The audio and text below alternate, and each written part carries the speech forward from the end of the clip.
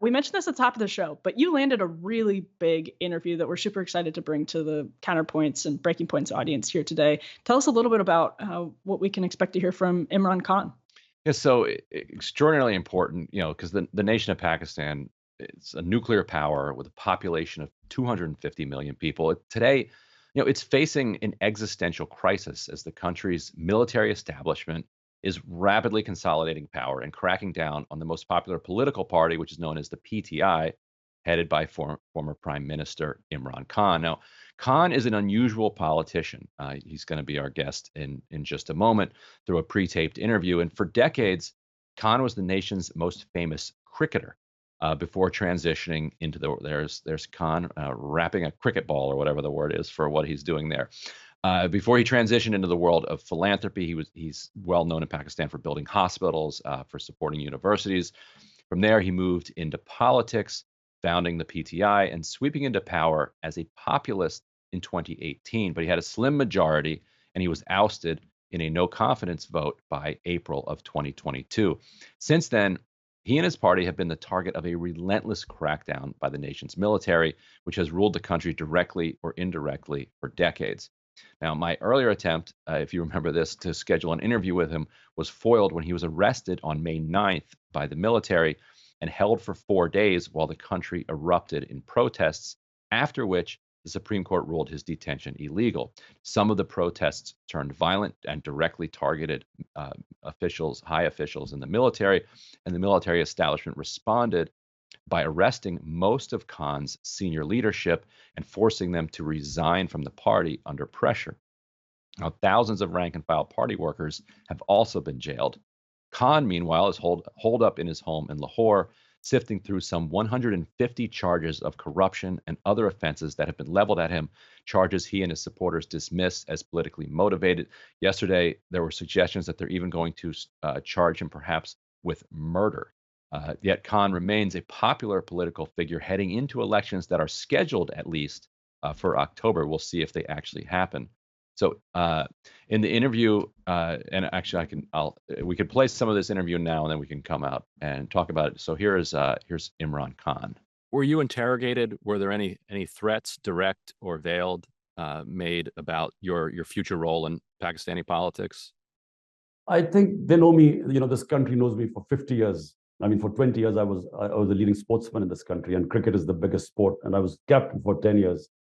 So I was in the media for a long time, and then I went into philanthropy and built uh, the biggest charitable institution, which are cancer hospitals and then a university. So people know me for a long time. They know that I'm not going to back down. But what they're doing is, they have clearly stated to me, the establishment, that whatever happens, you're not going to be allowed to get back into power. So what they're doing now is that they are dismantling the party. But dismantling the biggest political party, the only federal party in Pakistan, is dismantling our democracy. And actually, that's what's going on. All the democratic institutions, the judiciary, the judiciary today is totally impotent in stopping this violation of fundamental rights.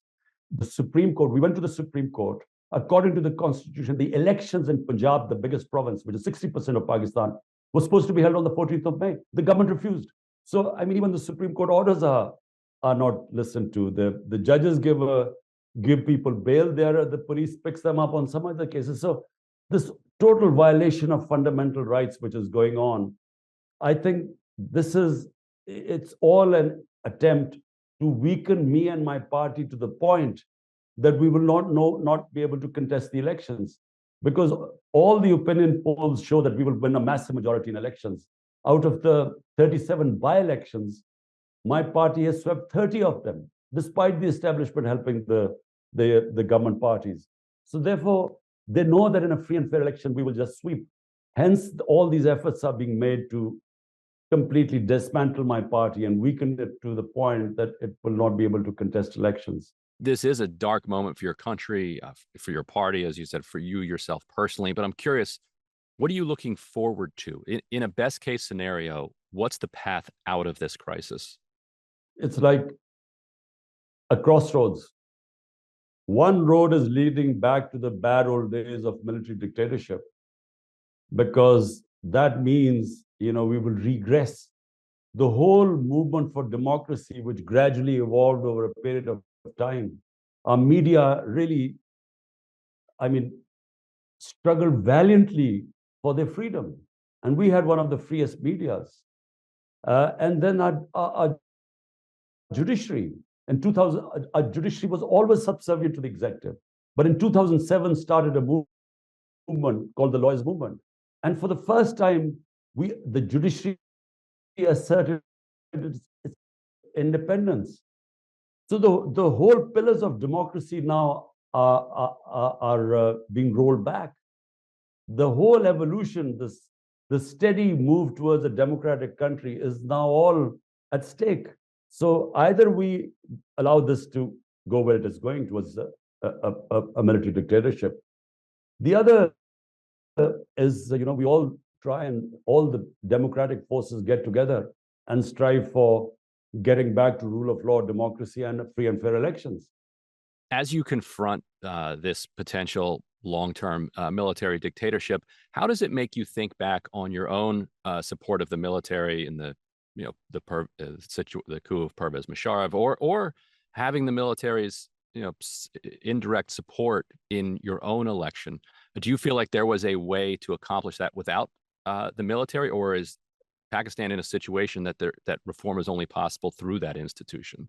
Well, just to make a correction, mine is the only party that was never manufactured by the military. People's Party, Zulfikar Ali Bhutto, he served a dictator for 8 years before he formed his party. The second party is PMLN. The head of PMLN was actually nurtured by General Zia's dictatorship. He was a non-entity, so he was actually a product of his military dictatorship. Mine is the only party. For 22 years, from scratch, I started and actually broke through a two-party system. In the 2018 election, the army didn't oppose me, but they didn't help us in winning the elections. The elections weren't rigged, because it should be now obvious. Now, despite the army, the establishment standing behind this government, we've swept 30 out of 37 by-elections. And all opinion polls show that we are way ahead of everyone, almost 60 to 70% rating. And the other thing I want to say is, how is it different? When Ayub Khan, the first military dictator, took over, the majority of the population backed him, because at that time we were very insecure and the army was the bastion of security. When Ziaul Haq deposed Zulfikar Ali Bhutto, the second military dictator, half the population supported him. Half the vote was for Bhutto, but half the vote went against him. When General Musharraf wound up our democracy in 1999, he had 80% rating in Pakistan because he came on an anti-corruption platform. But this is a unique time in Pakistan. Almost the entire country is standing now for democracy. There are no takers for military dictatorship anymore.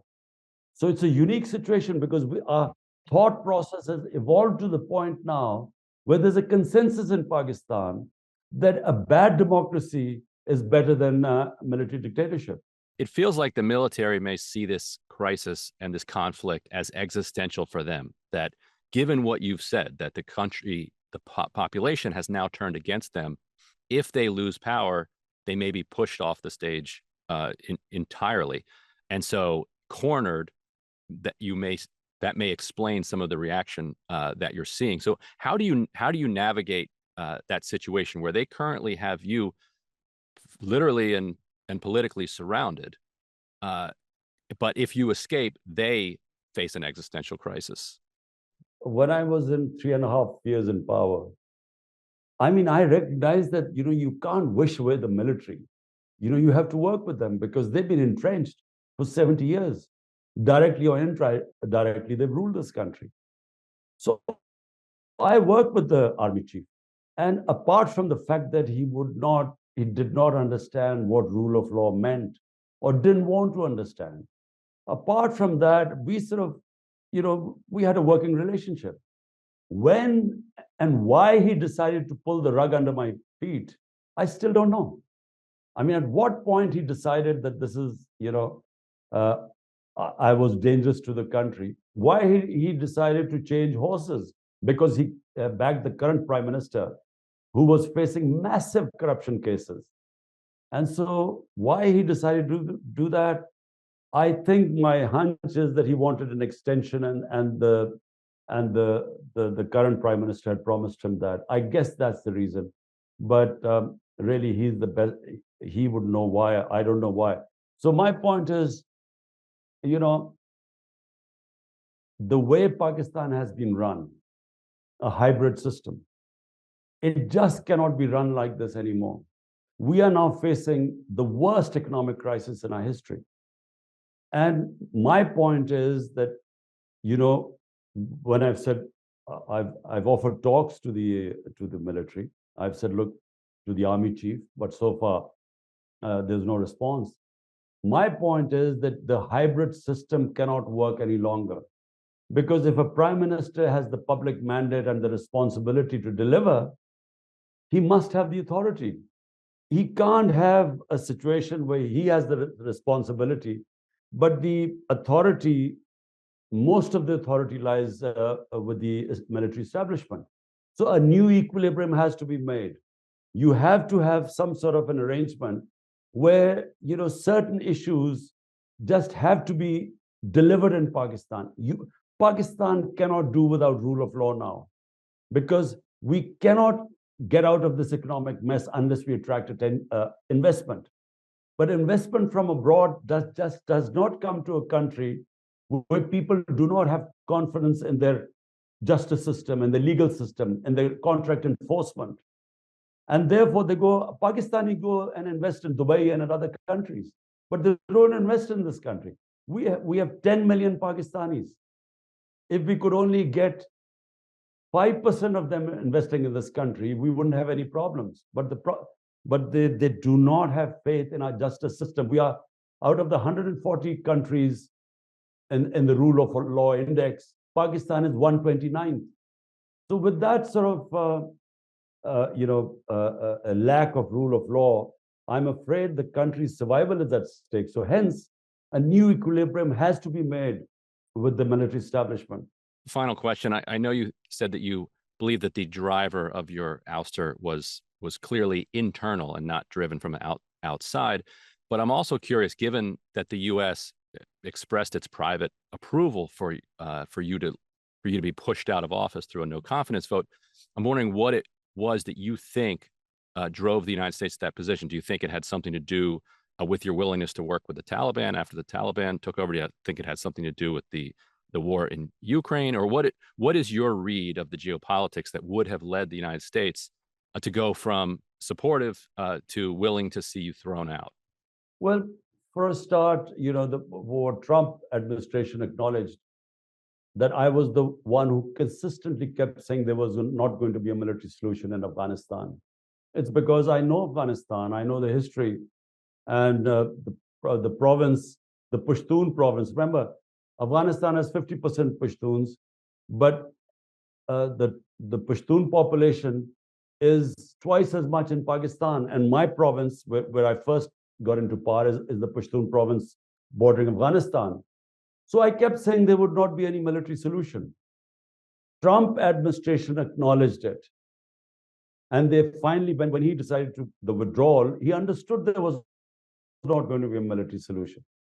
But I think this was taken wrong by the Biden administration. They somehow thought I was critical of the Americans and I was sort of pro-Taliban. It's total nonsense. It's just simply that anyone who knows the history of Afghanistan just knows that they have a problem with outsiders. So the same happened with the British in the 19th century, the Soviets in the 20th century. Exactly the same was happening with the US. But it's just that no one knew that. And so I think that was one reason. Secondly, I was anti the war on terror in Pakistan.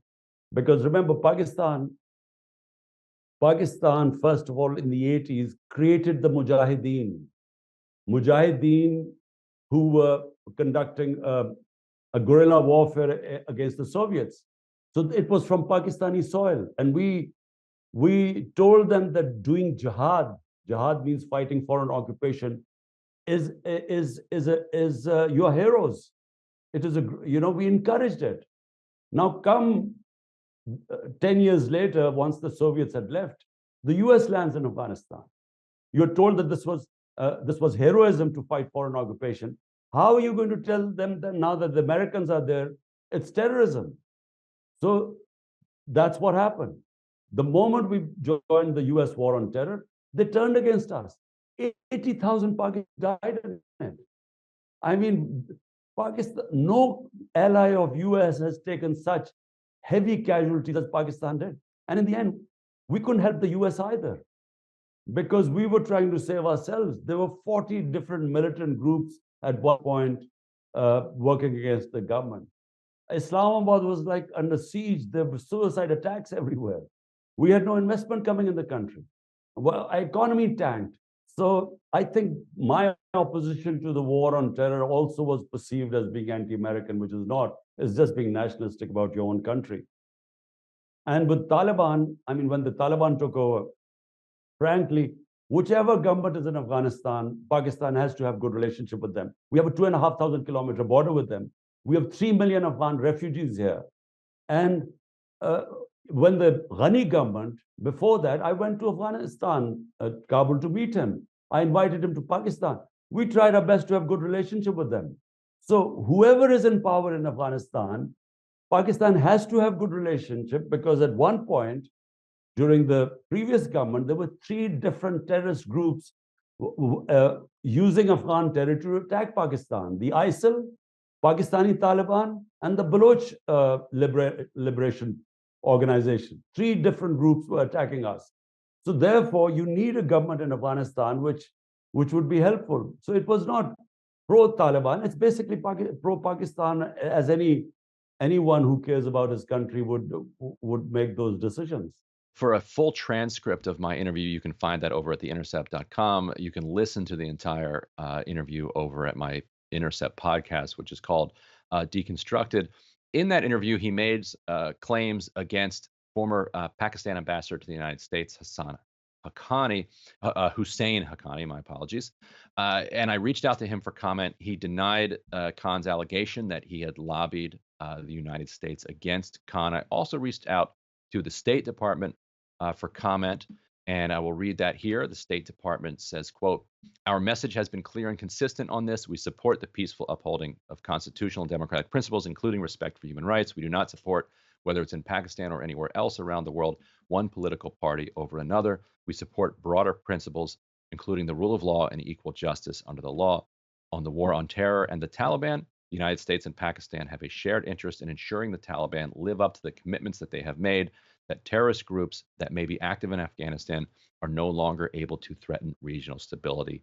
Emily, Imran Khan, fascinating political figure, in some ways kind of, I would think, maybe an ideal populist right candidate that you guys might wish you had somebody like that over here in the United States. Fascinating. And just, I think your interview really brought that side in Imran Khan to the forefront, because it's also a personality thing. And the sort of politics that he espouses, then to see that translated through, I think the political personality is it is a very interesting combination. He's such an important international figure that gets, I think, probably too little attention on the world stage. He's probably one of the more, if you follow foreign policy stuff, I mean, people know his name, but his central importance to world politics right now, I think, is disproportionate to the media's interest in his story. So I thought that was a fantastic interview, and I'm so glad that you were able to bring it to the audience here. And just a small process note, if folks can imagine how interesting it was for you to negotiate getting an interview with somebody who is in a position like Imran Khan. I mean, you can see it like in the internet a little bit. You can see it in just some of your questions. Not an easy interview to land, but also just not an easy interview to make happen when you have so many obstacles, political obstacles, to just like using the internet and talking to journalists.